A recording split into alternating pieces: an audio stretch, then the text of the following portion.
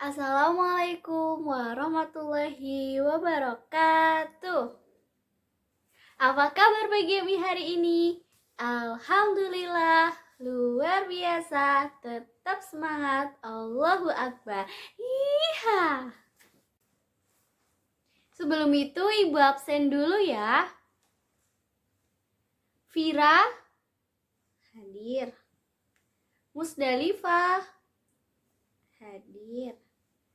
Anissa tidak hadir, kemana ya? Oh, sakit. Adakah di sini yang dititipi surat? Oh iya. Terima kasih. Setelah Ibu absen, sebelum pembelajaran kita ice breaking dulu untuk meningkatkan konsentrasi kalian semua. Oke, semuanya sudah siap? Tes konsentrasi kali ini petunjuknya adalah antonim atau lawan kata. Jadi ketika Ibu bilang kanan, kalian harus nengok ke kiri. Kalau Ibu bilang atas, kalian nunduk. Benar sekali. Oke, siap-siap semuanya ya. Kiri. Bawah. Atas. Kanan. Alhamdulillah, semuanya di sini konsentrasinya bagus sekali. Kalau begitu, Ibu lanjut untuk belajar ya. Baik, sebelum pelajaran kita mulai, kita review dulu materi sebelumnya mengenai bersyukur. Adakah yang masih ingat di sini apa itu bersyukur? Ya, benar sekali. Bersyukur adalah perbuatan terima kasih kepada Allah atas karunia dan nikmat yang telah diberikan kepada kita.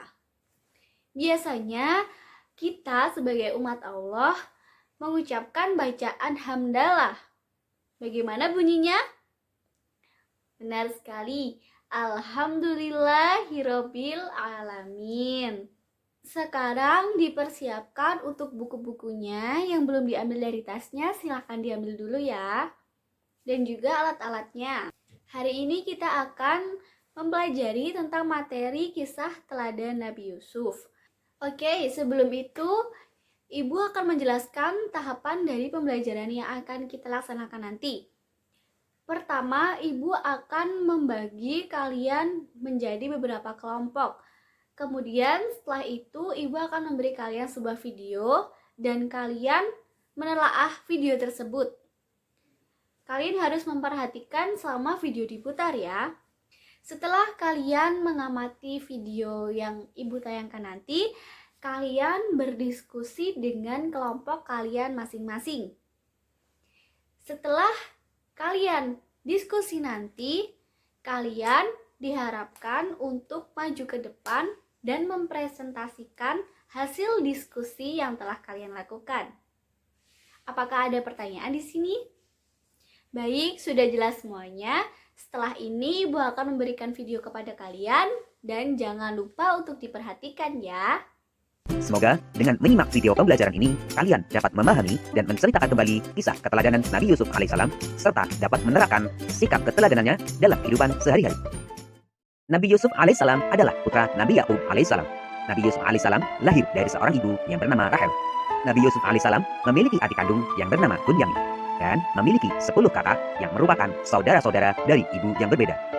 Pada suatu malam, Nabi Yusuf alaihissalam bermimpi melihat 11 bintang, matahari, dan bulan, semuanya bersujud kepadanya. Nabi Yusuf alaihissalam pun terbangun dari tidurnya. Kemudian beliau menceritakan mimpinya itu kepada ayahnya. Nabi Yakub alaihissalam berkata, "Janganlah kamu ceritakan mimpimu itu kepada saudara-saudaramu, supaya mereka tidak tergoda oleh setan dan mencelakaimu. Sungguh, setan itu musuh yang jelas bagi manusia." Dengan mimpi itu, Nabi Yakub alaihissalam mempunyai firasat bahwa Nabi Yusuf alaihissalam kelak akan mendapat kedudukan yang tinggi, baik di dunia maupun di akhirat. Nabi Yakub alaihissalam sangat dekat dengan Nabi Yusuf alaihissalam setelah ibu kandungnya meninggal dunia. Saat itu, Nabi Yusuf alaihissalam berusia 2 tahun. Kedekatan Nabi Yusuf alaihissalam dengan ayahnya menimbulkan rasa cemburu bagi 10 saudaranya. Mereka mulai tidak menyukai Yusuf. Apalagi wajah Nabi Yusuf alaihissalam juga lebih tampan. Akhirnya, saudara-saudara Nabi Yusuf alaihissalam merencanakan untuk membunuhnya. saudara-saudara Nabi Yusuf alaihissalam menghadap kepada Nabi Yakub alaihissalam dan meminta izin akan mengajak Nabi Yusuf alaihissalam kecil untuk bermain di hutan. Nabi Yakub alaihissalam berkata, "Sesungguhnya kepergian kamu bersama Nabi Yusuf alaihissalam sangat menyedihkanku, dan aku khawatir ia akan dimakan serigala ketika kalian sedang lengah darinya." Namun, akhirnya mereka berhasil membujuk ayahnya. Nabi Yusuf alaihissalam pun pergi ke hutan bersama saudara-saudaranya tanpa Bunyamin.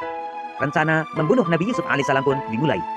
Akan tetapi, salah satu kakak Nabi Yusuf alaihissalam berpendapat agar jangan membunuh Nabi Yusuf alaihissalam kecil, tetapi membuangnya saja ke dalam sumur.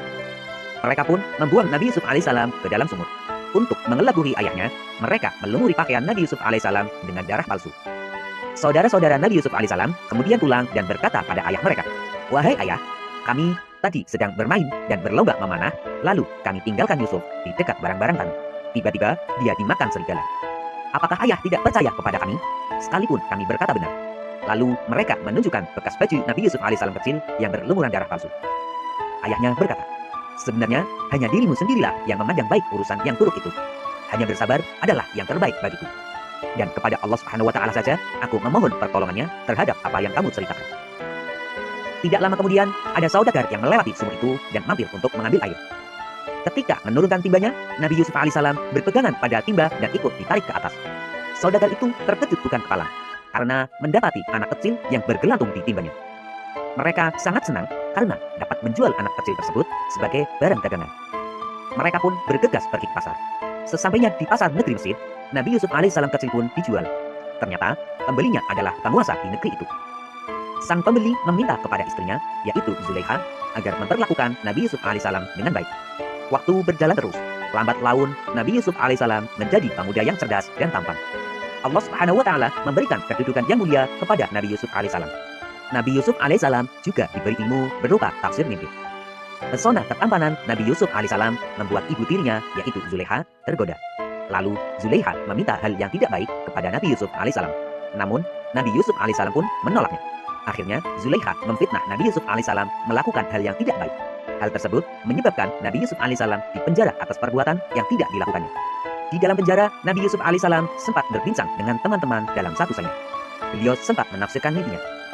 Beberapa tahun lamanya, Nabi Yusuf alaihissalam di penjara hingga pada suatu hari Raja bermimpi melihat 7 ekor sapi betina yang gemuk dimakan oleh 7 ekor sapi betina yang kurus, 7 tangkai gandum yang hijau, dan 7 tangkai gandum lainnya yang kering. Kemudian Raja segera mengumpulkan para penasihat untuk menjelaskan makna mimpinya. Namun tak seorang pun bisa menjelaskan makna mimpi itu.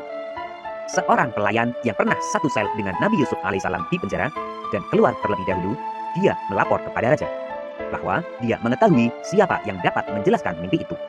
Lalu dia meminta izin untuk menemuinya di penjara. Kemudian Raja pun memperbolehkan kepada pelayannya untuk menemui Nabi Yusuf alaihissalam di penjara dan menceritakan perihal mimpinya Raja. Nabi Yusuf alaihissalam menjelaskan kepada Raja, "Hendaklah kalian bercocok tanam selama 7 tahun berturut-turut. Kemudian ketika kalian panen, hendaklah menyimpan makanan dengan cara membiarkan tangkainya, kecuali sedikit untuk dimakan. Sebab setelah 7 tahun itu akan datang 7 tahun kemudian masa yang amat sulit.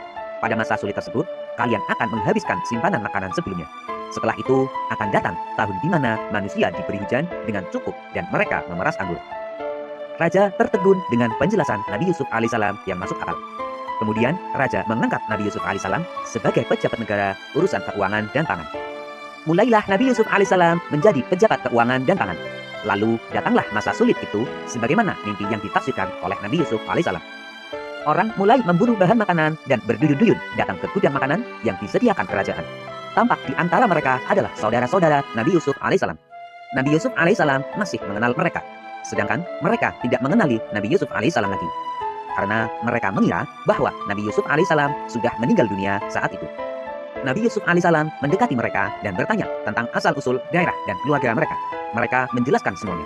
Yusuf bertanya, "Kenapa saudara kalian yang kecil yang bernama Bunyamin itu tidak ikut ke sini? Untuk besok, bawalah dia atau kalian tidak akan mendapatkan bahan makanan seperti hari ini." Saudara-saudara Nabi Yusuf alaihissalam pun kembali ke rumah dan menceritakan kepada ayahnya tentang pertemuan dengan pejabat tinggi kerajaan yang meminta Bunyamin untuk ikut dalam perjalanan yang akan datang. Tentu sang ayah sangat khawatir kejadian yang pernah menimpa Nabi Yusuf alaihissalam terulang kembali. Namun karena persoalan makanan sangat penting, akhirnya Bunyamin diizinkan untuk ikut. Ayah mereka yaitu Nabi Yakub alaihissalam kini sudah tua. dan kehilangan penglihatannya karena sering bersedih dan menangis mengingat nasib Nabi Yusuf alaihissalam. Para putra Nabi Yakub alaihissalam kini datang kembali ke kerajaan dengan membawa Bunyamin. Di tengah kesibukan menumpuk bahan makanan, Nabi Yusuf alaihissalam secara diam-diam menghampiri Bunyamin dan berbicara kepadanya. Wahai Bunyamin, sesungguhnya aku adalah saudaramu, Yusuf. Allah Subhanahu wa Ta'ala telah melindungiku dan memberiku kekuatan. Nanti akan aku susun rencana agar kamu tertinggal di kerajaan ini, dan saudara-saudaramu biarkan pulang ke rumah. Nabi Yusuf alaihissalam kemudian secara sembunyi memasukkan gelas emas milik kerajaan ke dalam karung milik Bunyamin. Ketika mereka akan meninggalkan istana, tiba-tiba pegawai istana mengumumkan telah terjadi pencurian piala dan mencegah semua kafilah. Saudara-saudara Yusuf bersumpah bahwa mereka tidak datang untuk mencuri. Namun sayang, ternyata para pengawal kerajaan menemukan piala itu di dalam karung Bunyamin. Bunyamin pun ditahan dan saudaranya yang lain dipersilahkan pulang. Saudara-saudara Nabi Yusuf alaihissalam kemudian kembali kepada ayah mereka di Palestina tanpa Bunyamin. Mereka mengabarkan apa yang telah terjadi. Ayahnya bertambah sedih mendengar kejadian yang menimpa Bunyamin dan beliau berkata, "Wahai anak-anakku, pergilah kalian mencari berita tentang keberadaan Yusuf dan Bunyamin dan jangan kamu terputus asa." Sewaktu mengambil makanan berikutnya, Nabi Yusuf alaihissalam menyampaikan kebenaran kepada saudara-saudaranya. Nabi Yusuf alaihissalam berkata, "Sadarkah kalian tentang perbuatan apa yang telah kalian lakukan kepada Nabi Yusuf alaihissalam dan saudara kalian sendiri?" Mereka sangat terkejut karena di hadapan mereka ternyata adalah Nabi Yusuf alaihissalam, yaitu adik mereka yang pernah dibuang ke dalam sumur. Mereka bertanya, "Apakah engkau Yusuf?" Nabi Yusuf alaihissalam menjawab, "Benar, aku adalah Yusuf." Mereka mengakui kesalahan dan memohon maaf atas perbuatan mereka yang membuang Nabi Yusuf alaihissalam ke dalam sumur. Nabi Yusuf alaihissalam berkata, "Kalian tidak akan dihukum dan dipersalahkan. Aku mohon kepada Allah Subhanahu wa Ta'ala ampunan dan rahmat bagi kalian, dan Allah Subhanahu wa Ta'ala Maha Penyayang." Setelah menanyakan keadaan ayahnya, Nabi Yusuf alaihissalam mengirim jubahnya supaya diusapkan ke wajah ayahnya, sembari meminta agar ayahnya segera diajak menuju istana. Akhirnya, saudara-saudara Nabi Yusuf alaihissalam pun kembali ke rumah. Sebelum sampai di rumahnya, Nabi Yakub alaihissalam berkata bahwa sesungguhnya aku telah mencium keberadaan Nabi Yusuf alaihissalam yang masih hidup.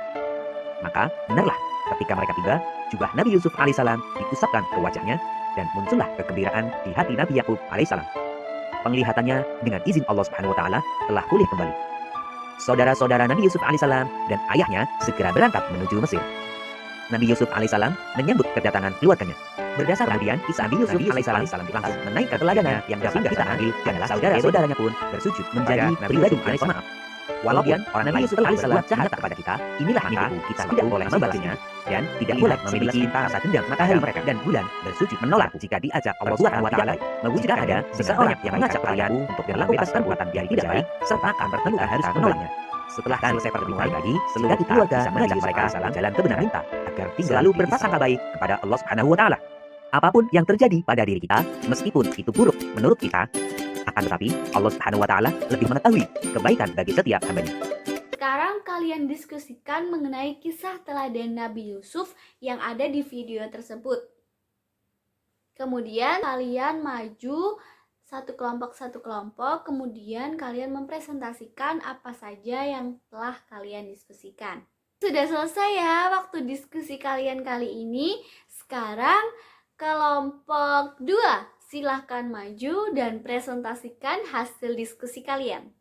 Terima kasih untuk kelompok 2 telah mempresentasikan hasil diskusinya. Mari kita berikan tepuk tangan. Selanjutnya kelompok 3 silahkan maju ke depan. Terima kasih kelompok 3 atas hasil diskusinya. Mari kita semua memberikan apresiasi, tepuk tangan kepada kelompok 3. Dan kelompok terakhir silakan kelompok 1. Terima kasih untuk kelompok 1 telah mempresentasikan hasil diskusinya. Mari kita semuanya memberikan apresiasi. Kita simpulkan materi kali ini mengenai kisah teladan Nabi Yusuf. Antara lain, yang pertama, Nabi Yusuf memaafkan saudaranya yang mencoba mencelakainya. Yang kedua, diuji dengan adanya wanita cantik, yaitu Zulaikha. Dan yang ketiga, Nabi Yusuf tidak sombong meskipun beliau adalah orang tertampan pada zamannya. Betul sekali. Baik, dari sini apakah ada yang ingin bertanya? Oh, tidak ada. Berarti sudah mengerti semuanya ya? Oke, jangan lupa tadi ada tugas di buku LKS halaman 5. Di situ di bagian C ada beberapa soal yang harus kalian jawab. Kalian kerjakan di rumah, lalu dikumpulkan via Google Form seperti biasanya ya. Sekian pembelajaran kita hari ini. Kurang lebihnya Ibu Guru mohon maaf bila ada salah. Jangan lupa jaga kesehatan kalian di rumah, tetap semangat dan rajin belajar. Oke, kita tutup pembelajaran hari ini dengan bacaan kafaratul majelis. Subhanakallahumma wa bihamdika asyhadu alla ilaha illa anta astaghfiruka wa atubu ilaik. Walhamdulillahirabbil alamin. Terima kasih. Wassalamualaikum warahmatullahi wabarakatuh.